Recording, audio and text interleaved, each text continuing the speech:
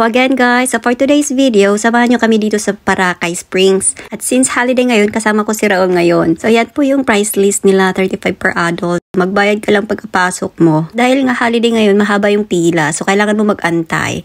So ayan, tapos namin magbayad. At ang una namin ginawa ay nag-ikot-ikot muna kami. Dahil first time nga namin dito, hindi namin alam kung saan kami pupesto. So andito yung indoor pool. Hot pool po yan, up to 40 degrees Celsius daw. Meron din silang takeaway or cafe section dito kung wala kayong dalang baon. So yan po yung indoor pool dyan sa tabi lang ng cafe. At pagkalabas mo nga dyan, makikita mo na yung outdoor pool. Holiday ngayon dito sa New Zealand, Labor Day ang October 23 nila. So huwag ka nang magtaka kung napakadaming tao. So ayan nga po, ayan po yung picnic area nila. Pwede kang magtayo ng tent mo dyan kung gusto mo. Tapos may barbecue area din po sila dyan. Ayan, nagba-barbecue sila. Pero ang gusto ko talagang tingnan dito ay yan. Yung sinasabi nilang hydro slides.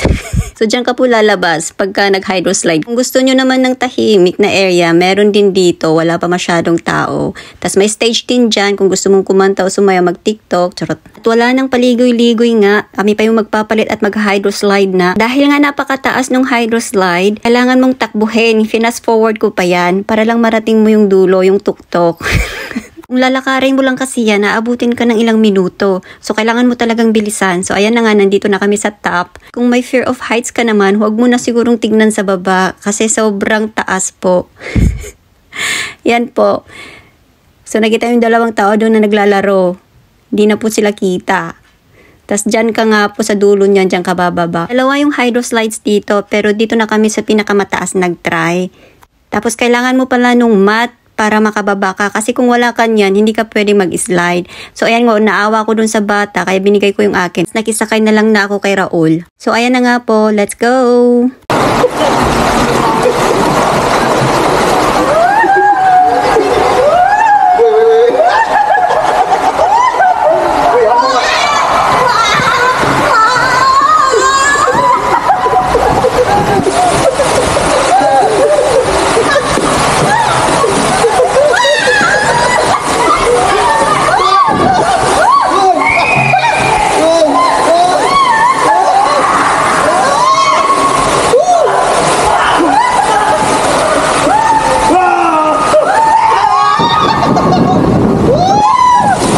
Tabi lang po sa sigaw ko, ang tsaka.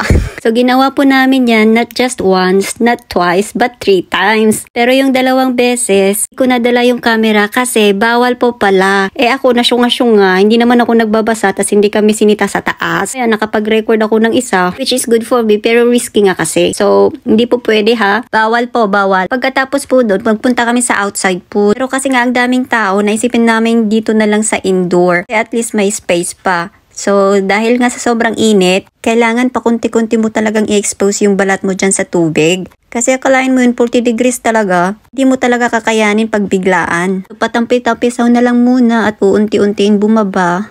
Ayan, si Raul naka-adapt na sa init ng tubig. Sana, hanggang babad na lang ako, hanggang sa bumukas lalo yung pores, charot. Yan na ng selfie. At thank you pala sa ate kong nagbigay ng suot ko niyan. Ang nag-iisa kong swimsuit since birth. Thank you. Gamit na naman. Tapos kung wala pala kayong kasamang magbabantay ng gamit nyo, may locker for hire dito. Pwede nyo ditong iwan yung mga gamit nyo. After nga po namin magbabad, nag-shower na kami. Tapos umuwi na rin. So ayan na nga po yung Paracay experience namin at kami uuwi na. Thank you. Bye-bye.